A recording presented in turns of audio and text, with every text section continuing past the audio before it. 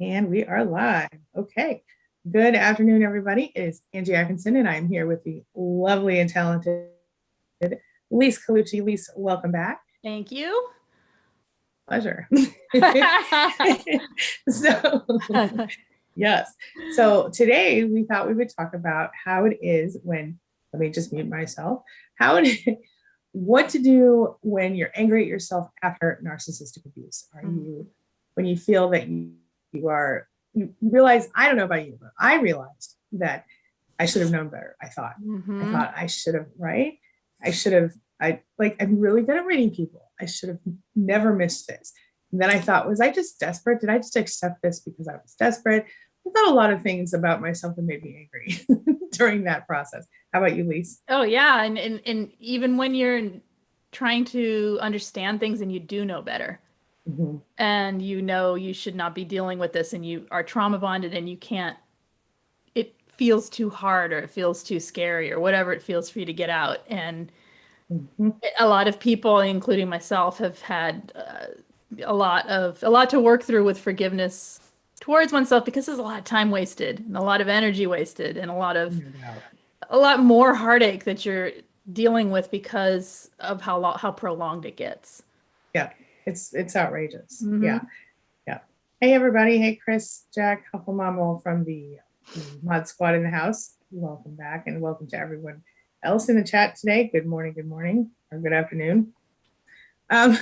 So as far as it goes with forgiveness of yourself, how long did it take you, Lise, to get there? I think it's a process that is always sort of rearing its head and evolving toward a forgiveness, because I think this kind of thing sticks with you for a long time, especially if you've had trauma from growing up to deal with, and that. So I can't answer that as a time frame, but the part where directly to staying too long, not super long, once I realized that there's things I can do to sort of get past it. Yeah. It makes a big difference. Yeah. So when you, and everybody pay attention to the reminders that Huffle Mom is putting in the chat right now. They will explain to you how to get back here next week and more about what we're doing here and what we're talking about. Okay. With all that being said, I know. So I've had a lot of clients who there's like a sort of a grief process when you realize you've been with a narcissist or you are with one. And then you have to first grieve, like, okay, I thought it was this, but it's actually that, right?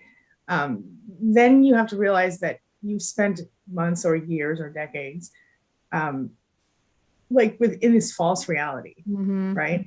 And so everything that you thought was true about the relationship is not, right? So at what point, for me, that was, okay, so like, let's start with my mother. When I realized my mother was a narcissist, like literally everything that I thought had been real, I questioned. Everything I thought I believed, I questioned, because so many of those things proved to be like false truths. They proved to be things that were just her opinion or whatever that I had sort of absorbed as fact. Did you have any situations like that? I have seen it, and yeah, definitely situations like that. And I've seen it, watched it being played out with people who talk to me and their own children dealing with a parallel parenting type of situations, where you can see it playing out, where the child has a belief and you're like, whoa, where'd that belief come from? That's not a truth. That's somebody else's opinion being planted in your head. And then later on, as you grow up, that's things you have to realize you've taken on as your own, not because you meant to, because it was programmed into you. But there's guilt and there's shame around it. So much. Yeah. And that's the thing, shame. Let's talk about shame really quickly, right? Because I think that is, for me, like, not just, maybe not as much, maybe some with the parent, because I was shamed by the parent, but in a romantic relationship, a tremendous amount of shame. Not only was I shamed on the regular by the narcissist, but I shamed myself, and I felt shame, because number one, like I said, I couldn't believe I fell for that crap. But I didn't know at the time when I first started to recognize what was going on, I didn't realize fully that I had been primed for this from childhood. I was taught that I was not good enough, that I was less than. And so I basically was just doing what I was raised to do inadvertently, even though I'm sure that wasn't the intention of the parent. The parent, I think, preferred a mini parent, but yeah. So do you think that, well, let me ask you, like, so I know you do a lot of group coaching, and I know one of the things that, have you seen this in your groups where people have a lot of shame around? That is one of the more common things people eventually come to after the trauma bonding part, where they're even during. One piece of it that's interesting to me always is, I tend to deal with a lot of, or not deal with, but talk to a lot of people who are incredibly empathic and very kind and very loving and very giving and also maybe what you might call codependent, but I try not to use that word too much, but more like giving, overly giving in order to get love type of situation. And because of that, they tend to feel a lot of guilt when they leave, guilt for not going back, guilt for, and shame for not forgiving the toxic person when they hoover. They fall for the hoovers because of it. And all of that then becomes shame towards oneself for how could I fall for the hoover? How could I, so it's all like one big twisted thing. So yeah, I see it a lot. Yeah. And do you think that a lot of those came from a lot of the people that struggle with that? Do you think, well, I'll just say this. I know from my own experience with clients, I find that, and I'm wondering if you're finding a similar thing, a large percentage of them have some sort of trauma in childhood that allows them to, right? Yeah. And like I said, kind of primes you, right? For that sort of It sure does. Yeah. In fact, I have probably only had a few clients. I have one right now who had like a great childhood. And this one is interesting because it's a friend that she's dealing with. And the friend is just like, has taken over her entire life. Ugh. And it's awful.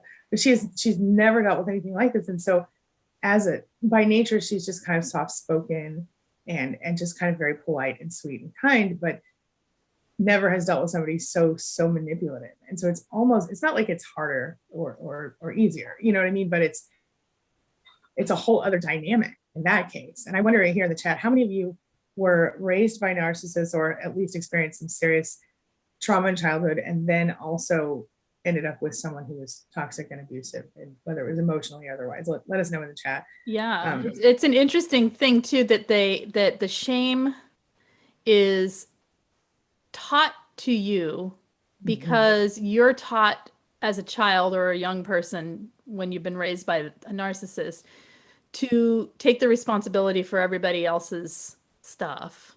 Yeah. And then when you have something bad happen to you and someone is absolutely 100% wrong toward you, you still think that is your responsibility to take it on. Right. And when you don't, and you leave them and you start pointing the finger back where it belongs, there's the shame. Like it's hard. It really is. And it's just incredibly, I think people just become very overwhelmed. So, and I think when you have the shame and then you get angry at yourself, at some point, I hope everybody gets angry at the narcissist, but it doesn't usually happen as early, right, as you would hope. But today we're going to focus on when we get to that place where you okay? Yeah, I have that about to happen. I was like, squirrel. There is literally a squirrel every time. And I can't control the squirrel train out there. Darn squirrels. Dang it. It literally is a squirrel. I'm sorry. Okay. I'm going to close the door now. I will be right back. Okay.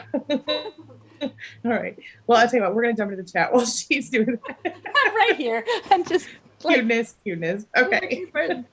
All right. Hello, everybody. We've got Shayna said she was going through this question in her mind today was, about how do you forgive yourself, right? So we're going to talk more about that. And then hello, Misfit Bases, Rory, Mystique, everybody, welcome back. Hello, Kelly. Kelly, thank you. She says, Angie, I just want to say thank you. And she says to you, she wants to say thank you, love to you. Okay. And then she says, okay, John Kelly says, I have 2 gal pals in the Narcissist Survivor Club. Well, that's really good. Survivors are better than victims. I mean, not better than, but it's better to be to that stage than I'll stop. Nobody's better than anybody. Except we're all better than narcissists. Yeah, I was gonna say. That sounds funny. We're nicer people at least, okay? Yeah. Adrian says, I was angry because the way my narcissist mother treated me and the people around her are crazy. And also when you know the truth and others don't know, so they mess things up. And that's really true. I think a lot of us can relate to what it feels like when, like she says, the people around her are crazy. And when they don't know the truth, it's hard to see a narcissist being like treated like they aren't what they are, or being sort of lifted up and, oh, poor you. And I've seen so many of them play the victim and, during smear campaign and whatever, in order to get more supply. Oh my gosh. Yeah. Right. It's almost like a standard. I wonder how many other people experience that. But yeah, do you want to speak on and being angry about the way that her mother treated her, and then becoming, the people, the flying monkeys, believing everything? Do you want to speak on that? Or thoughts about it? Okay, yes, it's a long story, so I'm going to try and make it really short. Okay. When you are on the receiving end, so we're gonna go into the flying monkey people, the ones that aren't bad people, the ones that are being convinced, the ones that, not the people that would take her side because they like gossip, not the people that are out there to hurt you, the people that are doing it, don't know they're doing it, believe it, and you get good people that you lose in your life. Those people. When you're on the receiving end of a smear, when you are the flying monkey, or they're trying to make you into a triangulated, it is the most strange and uncomfortable position. I had the opportunity recently to have this literally happen, and I sat there going, there is no way I'm going to be made a flying monkey, but I will watch what happens. And it is so uncomfortable to receive a smear about your friend or family member that all you can do is agree with the narcissist to shut them up. So as they're going, did you know that they're this? Oh my gosh, they did these things to me and that to me. And they start playing the victim.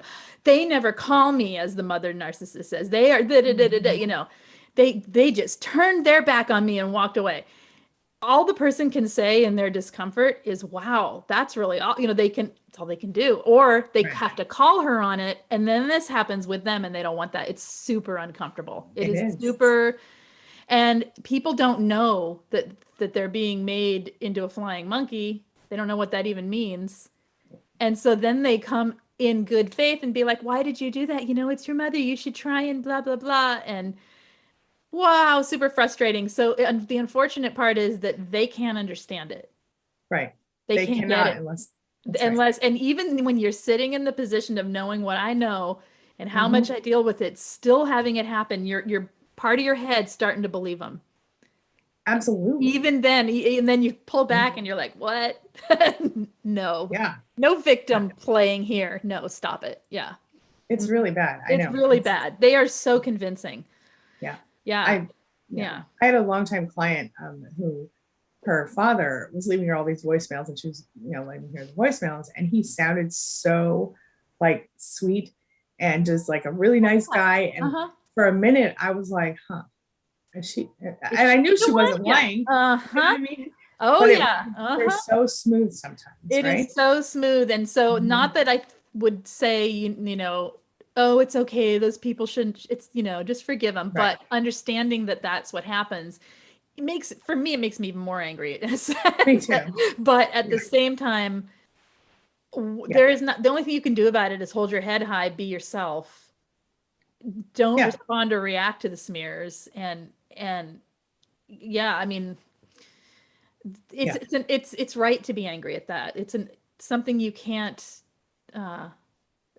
get, what's the word? Not justice, but it's, my words are slipping.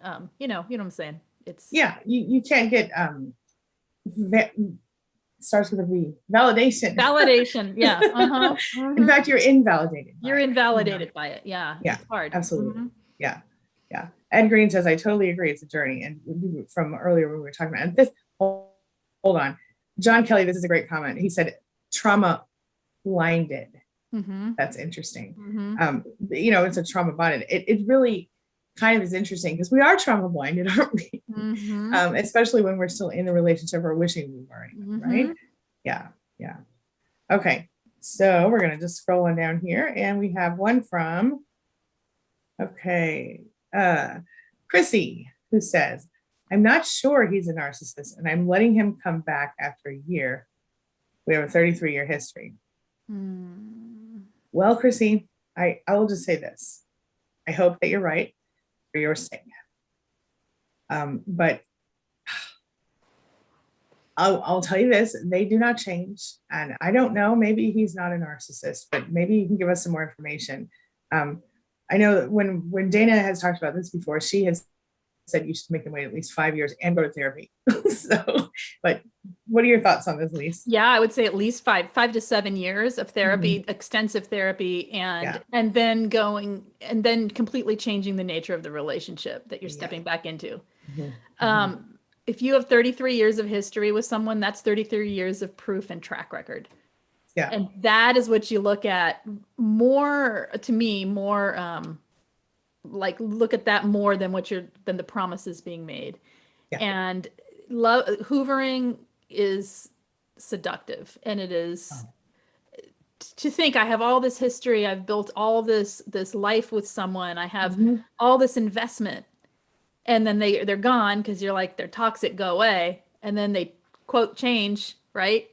Super seductive to want to believe it, and it makes sense, you know. And I don't know the history of this person, but yeah, generally speaking, generally speaking, right? I don't know the history. I mean, 33 years is a long time, and obviously, you know, you just know that once that person's back in your home and things are going the way they go, that person will be who they are.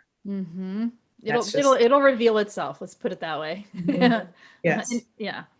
Yes. And Jack Lumen says to Chrissy, I would say regard his behavior as toxic, and proceed accordingly. But a lot of us have had this sort of doubt. Maybe I missed something here because I don't see any other comment from her on that. But okay. Maybe he means regard the love bombing or whatever. Perhaps. Yeah. And that's actually what I would also. This is a Hoover, like you said. So yeah, absolutely. But a Hoover looks like love bombing sometimes, doesn't it? Sometimes, yeah. Yeah, and sometimes it looks like other things. But okay, unapologetic Ella, great name. I'm just going to call you Ella from here on out. Ella says, I left the narcissist for 7 months. I was doing a lot better. I lost 20 pounds and I felt free, but I gave him a second chance. And it doesn't look good because I see a sad face emoji there. So, you know what? That's the hard part. You have to remember, trauma bonding is very much like addiction. It actually affects the same part of your brain. Addiction. Right.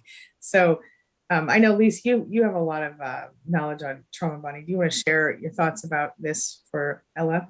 Well, the trauma bonding, it is like an addiction in the brain. So there's lots of videos on it, but in short, your brain chemistry is reacting to the Hoover, reacting to the loss by seeking back the narcissist. It's literally in the brain chemistry. Right. And so to break it, it can take a year or more for some people. And it is an active thing where you know, a lot of people seek counseling and coaching or group coaching or whatever for this purpose because it's so difficult on your own. And if you're talking about forgiveness here, this is with the sad face. You know, I let him back, and now what? That's what I'm guessing is the sad face. I think so. It is normal to fall for a Hoover. Right. It's not anything to feel shame about, and it's not anything to feel. If you feel shame, you're going to stay in it because you're going to feel like you deserve less. That's right. If you see it for what it is and be like, whoa, mistake made. Okay. Then, you know, learn from it and hopefully get out of it. Absolutely. Yep.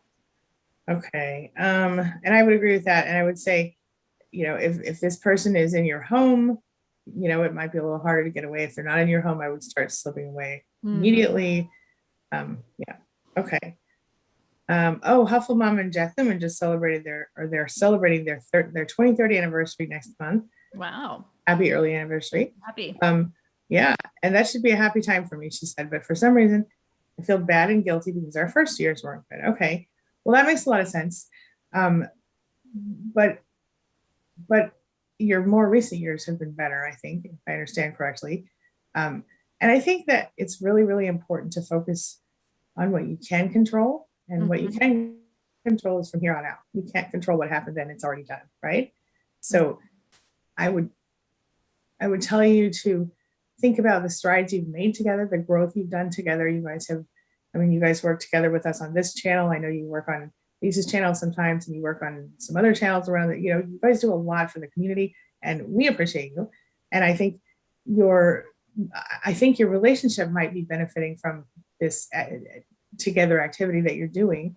I think you guys are doing great. I know it's not perfect, it's never perfect, but given the background you both have, I would say keep your chin up, smile, and keep going. And I think it's going to get better. I think it already has gotten better, as you indicated here. Least thoughts for them?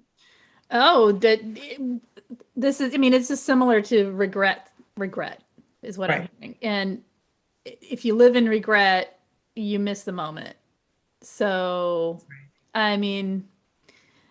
gratitude is what I would say. Be grateful that you've learned the lessons that you needed to learn early on, and that you stuck together, and you're able to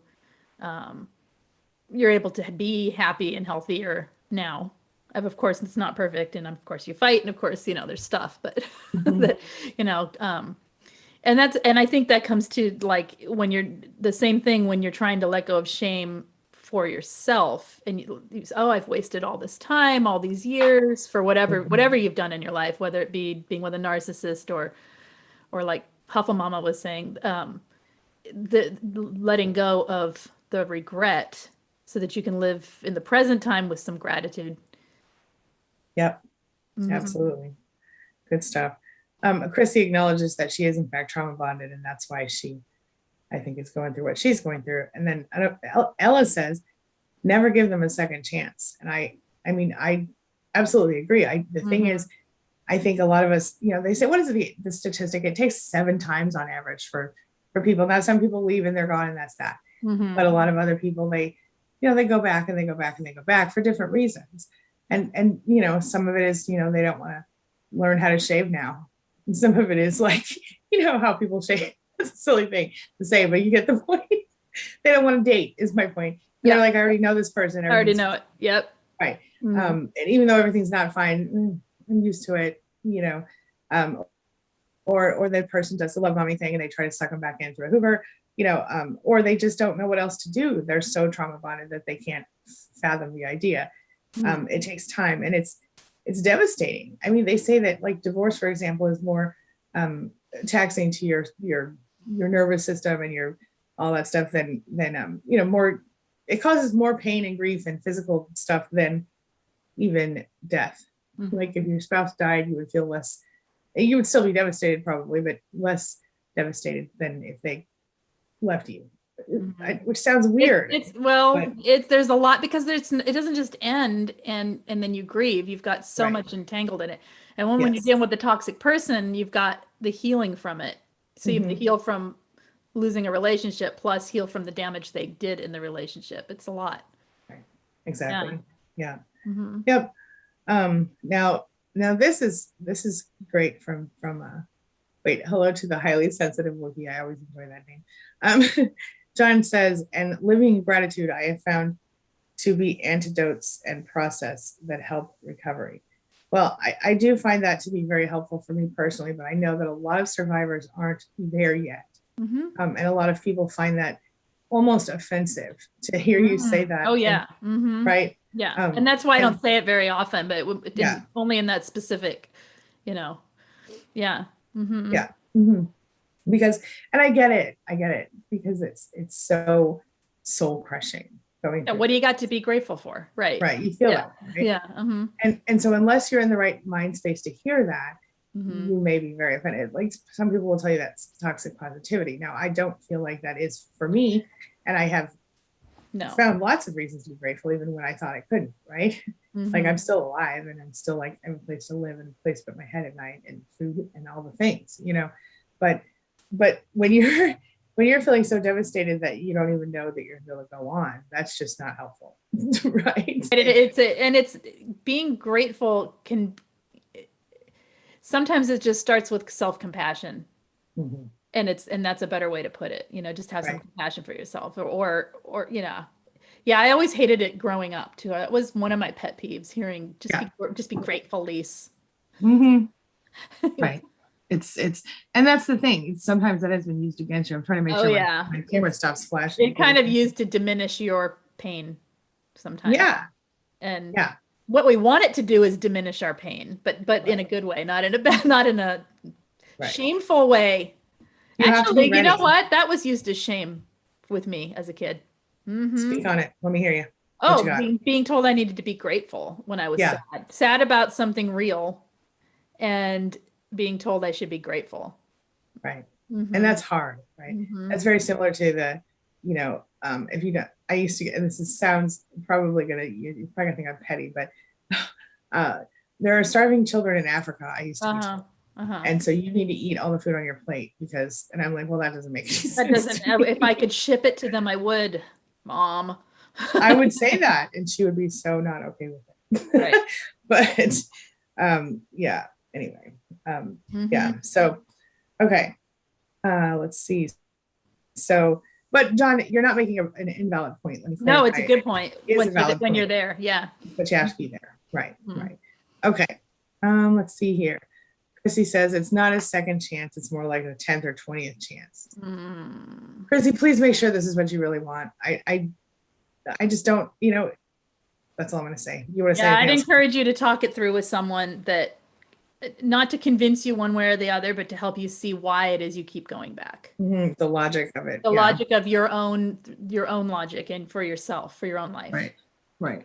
I don't know what is going on with this camera. It keeps like flashing weird and it's bothering me. I'm trying to fix it. Okay. I wonder if it's when you move with the filter. Because I have the background blur on. Is that it? Okay, I'll stop. I blurred the background because I thought it looked better. Okay. We have a super chat. Thank you from Helpful Mom. She says, thank you. You answered my questions, which are further down. Please disregard them. Okay. Well, thank you. I appreciate that. And I'm glad we were able to do that. Big hugs to you, my friend. Okay. We were dancing. Okay. I just saw us like in the replay on the, okay. We're like a couple seconds ahead of the, okay. There's okay. Right. Small delay. Okay. All right. So we have Chrissy. Okay, Ed. Oh, yeah, people are saying that they were raised by a toxic person. Jenny says, he broke me down because I was unsure if I was right about him. 33 years together, it was hard to be sure. Oh, that's the worst. That's the worst, because that's exactly what they do. That's gaslighting. They intentionally break you down. They want you to doubt yourself and to doubt their level of fitness, so to speak, to be your spouse. And they want you to think that you can't do any better. And so they make you think that they're doing you a favor by staying with you. I mean, it's horrifying. And it's quite funny, because I was just saying the other day, it's always shocking to me when I look at survivors and I see most of y'all, and I want to say us, but I'm not trying to like brag about myself or anything. Okay. But most of us are attractive, intelligent people. And most of the people that I've dealt with in our online support groups, most people I've dealt with as clients, people I've met here, y'all are attractive, intelligent people. You're successful most of the time. You have you have a lot going for you, and you don't even know, because somebody has told you that you're a piece of crap and you're unattractive and you're not successful or intelligent. And the truth is, the reason I'm bringing this up is because one of my clients is absolutely one of them that I'm working with right now. She's insanely beautiful. She's got a career that's out of this world. She's owns more than one home. She has her life together. And this person she was married to made her think she was unattractive, made her think she doesn't deserve anything. And I mean, so anyway, one of her friends signed her up for a dating app. and she was shocked that people started reaching out to her. And she was shocked that they're not ready for that. And of course, that was inappropriate for her friend to do that. But on the other hand, there was a moment where she realized, maybe I'm not so gross after all, And I thought that was something, but never do that to your friends. Because that's personal choice. Personal choice. Yeah. But it was interesting. Okay. Oh, Misfit Basis says, I came from a narcissist nest. He said a narc nest. I like that. But yeah, with you. Let's see here. I'm really annoyed by this. I keep seeing the flicker, and I think it's probably because I don't have my face plugged in tightly or something. But because I've had this flicker problem before, and I think maybe it's because I don't have everything plugged in tightly. Oh, your plugs, yeah. I set up and take down every day, every time I stream. So, but it's getting really bad. Is it bad right now? Yeah. Mm-hmm. Okay. I'm going to, well, let's just get the next question, and then I will turn off my camera for a second and fix that. Okay. Okay. So, Mystique says I married my mom. Me too, honey. Oh, except in a male body, but I didn't even realize it at the time. Yeah. Did you have any similar stories, Lise? I hear it all the time. Yeah. Yeah. Mm-hmm. Yeah. How about unapologetic Ella says covert narcissists are the worst with their nice, nasty, pathetic whole selves, really. So do you want to speak on the covert narcissist for a minute while I fix my camera? Give me some, like, what about them? So wait here. Okay. So the coverts, as you know, they are the ones who are, I think I can turn off my camera and still talk. Okay. So those are the ones who, can I do that? I think so. I don't know. They're the ones who look like they are. I'll just keep talking in case she can't. Keep talking. I'm still here. There you are. Look how cute she is. Look at her picture. Okay. Oh my gosh. Okay, so they are the ones who they are sneakier with their whole thing, right? They don't have any sort of They don't seem so overtly self-oriented. They're not as charismatic. They're less charming. They have more of the vulnerable charm, or the they get away with stuff through passive-aggressive methods, or less. They're not going to take over in a room and.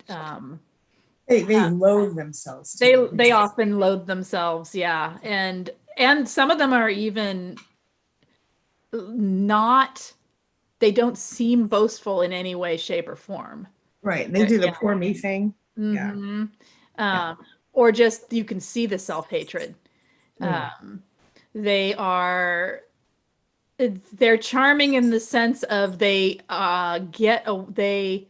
tend to be more, what is the word? They use plausible deniability a lot, where you can't deny what they're saying is wrong.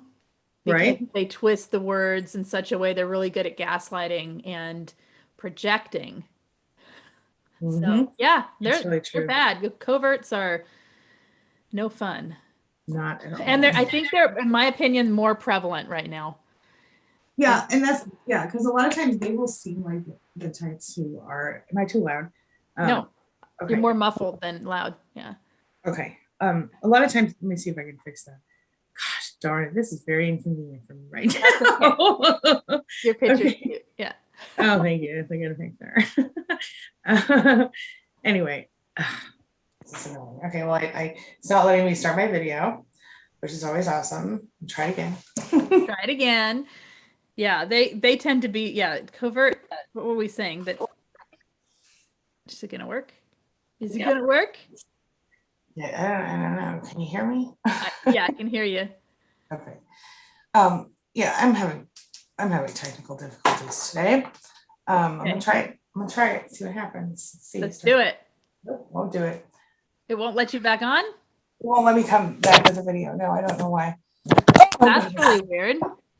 Yeah, it's weird. It's saying cannot start video. Okay, that's all right. That's all right. We are getting. We'll just talk to your picture. Wait, maybe I can try the one that's just on my laptop. Hold on. There we go. Yeah, I was good. Okay. Now you guys get to see me without all the good filter. Okay, hold on. Well, you do usually anyway. That's okay. Only the TikTok people know me with the filter anyway. Okay, hold on. Well, that was just a background filter, but still. Okay, let's see if I can do it now. Oh, stupid. Okay, let's try. Ready? Hold on. Okay. Let's try this. I heard a sound. What is happening? What is happening? Oh, am I here? Oh, wait, start video. Start video? Oh, nope. Oh. What? Well, I am Lise Colucci, and I am here with the photograph of Angie Atkinson. And the voice of Angie Atkinson next to me. Hey. That's me. This is me. You just have to pretend her little mouth's moving. I know, I should get a little cartoon. Okay, well, sorry guys. I'm here with myself, I guess. That's okay. I mean, with Lise, but without myself. Okay. Yeah, I don't know what I'm talking about. Okay, you're just disembodied. You can still hear me though, right? It's good. We hear you. I can hear you just fine. Okay. This is great. All right, everybody. Sorry about that. I could try it one more time. Was it had the picture before and now it has nothing, huh? Oh, I see the picture. Okay, but they don't see it. That's okay though. They don't see it, only I see it? No, yeah, you just see it. Oh, well, I see it. So I'm sitting with Angie. Otherwise it's okay. Oh, it hates me. It won't even start with my integrated one. This is ridiculous and stupid. Okay. That's so weird. I know. Okay, wait, let me try this one. All right, integrated. Hello. Let me try this. Oh, yeah, nope. Let me try this strange camera I've never seen before. Nope, that one won't work either. Okay, well, this is fabulous. Okay, well, this is what you guys get to see. This beautiful face. That's okay. All right, so now I'm just might as well turn these lights off and stop blinding myself. Shoot. You must kick your feet up. That's good. I mean, you know what I'm saying? Like, sit here in the dark, it's fine. Okay. Yes, close your eyes. Yeah. This is totally, I'm probably, everybody's like, why are these people just talking about this? What are okay, they sorry talking guys. about today? I don't know. This is what we call live streaming. Live streaming blooper. Yes, I'm still dressed, don't worry. Okay. I know, right? Okay, we're moving on. Okay, so where were we? I don't know, you got the chat. I know, that's so funny. Okay. Highly sensitive Wookiee says, my spouse was raised by NS, which was that narcissistic stepmom? Oh, maybe that just ends narcissist. Okay. I had an extremely abusive upbringing, not narcissistic parents, but one sibling is a full-blown sociopath with overt tendencies. So this explains a lot, right? So I wonder, are you guys, to the highly sensitive Wookiee, are you and your spouse healthy together? Are you supportive? How are things going with all of that? I would be interested in knowing that, right? Okay. Highly sensitive. Okay. Do you have any thoughts about that, Lise, to share with the highly sensitive Wookiee about we were just talking about all that. I mean, yeah. Okay. Mr. Bezos said I married my sisters. I hope that worked out well. I mean, I know you don't mean that literally, but in some aspects of the abusive brother. That's hard. Yeah, that's hard. Yeah. Oh, okay. Huffle Mom says, she said I already answered the question. Oh, okay. I do want to talk about this just a little bit more. Okay. She says, our first years weren't good because abuse left me believing I wasn't worth my husband's time. He's staying anyway, and I'm grateful, but I'm still having problems. So I do want to talk about that. And let me read the next comment really quick. Mm-hmm. She says, oops, I know I should let the past go since it's not something I can control. Let me scroll back up because I lost myself. Darn it. Yeah, I know. I lost it. Oh, goodness. Okay, well, anyway. So she felt like it wasn't good enough. She spent a lot of years feeling not good enough, feeling like everything. I keep looking at the camera like you guys can see me. I know, just stare at it. I don't want to know. Anyway, I'm all sad. Okay. But let's talk about that because this is legitimate. I think a lot of us go through this when we do get into a healthy relationship. Oh my gosh, so hard. Yeah. There's something. Talk about it, Lise. What are your thoughts? Well, this is my experience is you can do your healing, you can do your stuff on your own, right? Where you're feeling great, you're full of self-esteem and doing better, and then you get into a relationship and all the triggers come up. Even a healthy one, you start to see red flags in a person where they're not having red flags, they're just being a normal person. You become a big red flag because you start running away, you start not feeling good about yourself. It's like the work starts over for some people. Not everyone. I don't want to scare you away.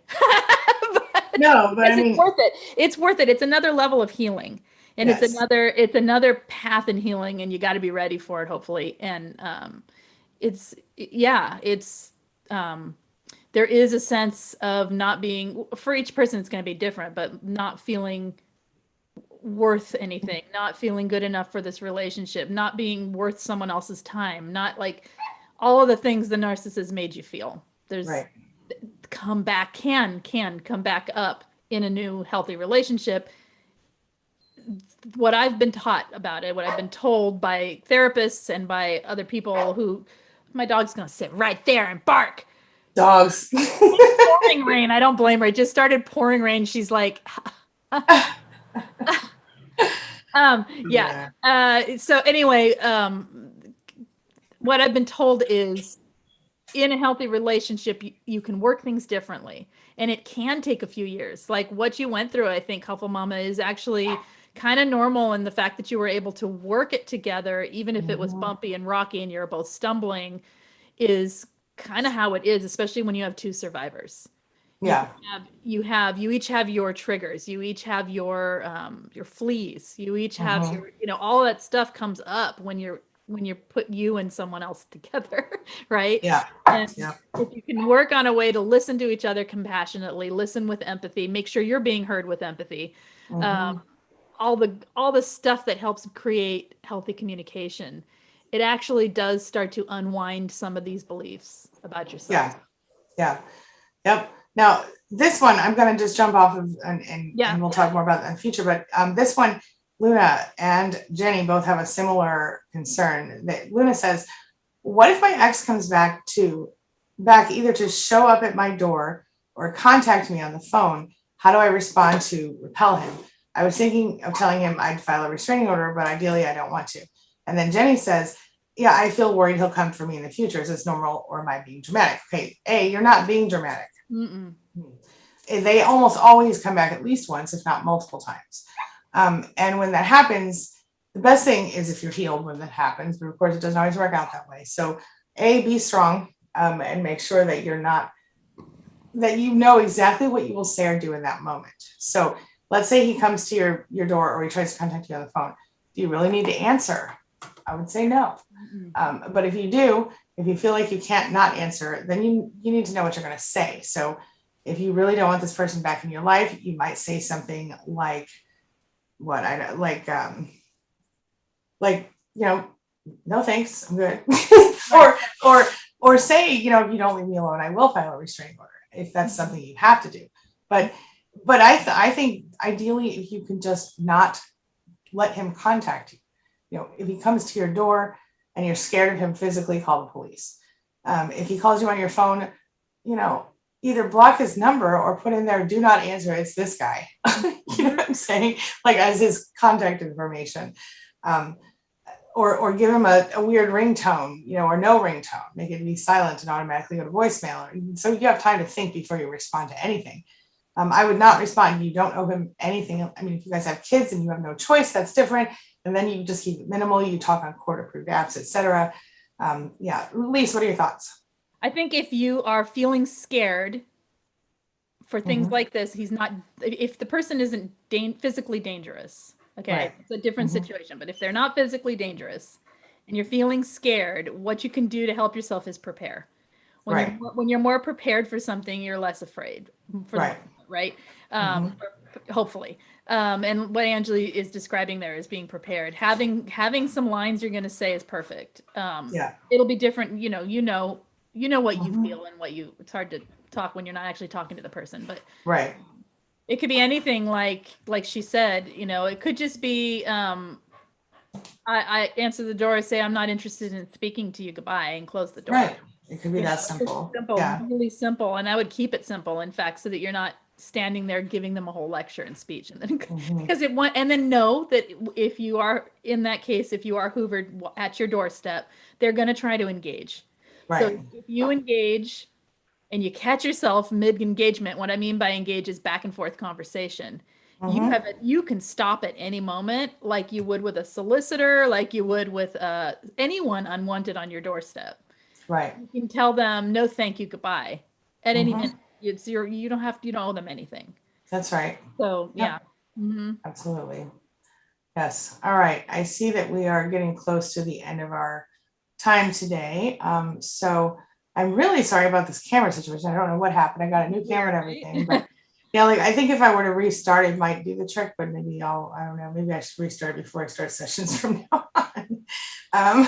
I probably should have done that, but anyway, all good. So let us know, everybody, what you want to talk about next week. You can tell us here in the chat.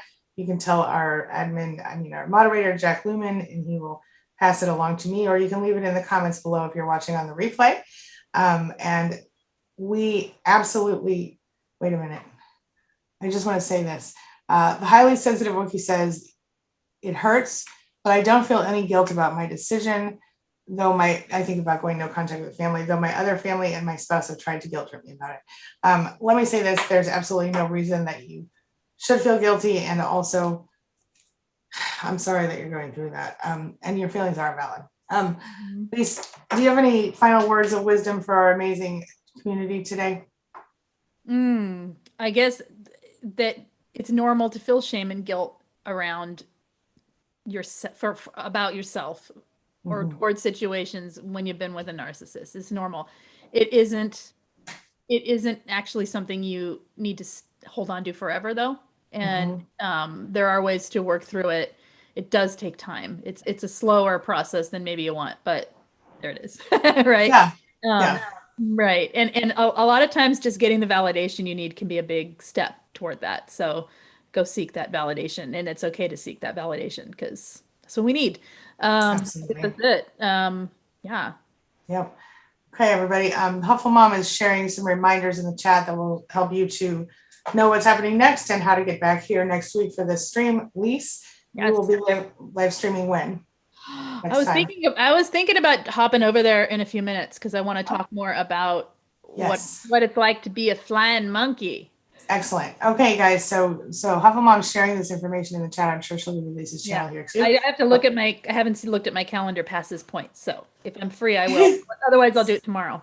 Yeah. So keep your eye out for and make sure you subscribe as Huffle Mom here, number 3A, if you're interested in knowing when Lisa's about to go live, you can subscribe that way to Lise Live to 33222. And we will speak to all of you next week. Watch for new videos coming your way very soon. And big hugs and love to you. I'm sorry again about my camera. I don't know what the heck happened, but I'm going to try to fix it for next time. Thank you to our mod squad. We love you all, and we love everybody who showed up. Thank you. Have a wonderful week. And please, I'll see you soon.